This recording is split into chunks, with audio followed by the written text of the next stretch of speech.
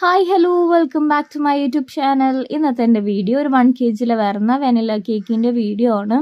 ഇതൊരു engagement കേക്കായിരുന്നു. Event management വഴി വന്ന ഓർഡറാണ്. അപ്പോൾ അവരൊരു സിമ്പിളായിട്ടുള്ളൊരു കേക്ക് മതി എന്നാണ് പറഞ്ഞിട്ടുണ്ടായിരുന്നത്. അധികം എഫോർട്ടൊന്നും ഇടാണ്ട് ഒരു സിമ്പിളായിട്ടുള്ളൊരു കേക്കാണ് പറഞ്ഞിട്ടുണ്ടായിരുന്നത്.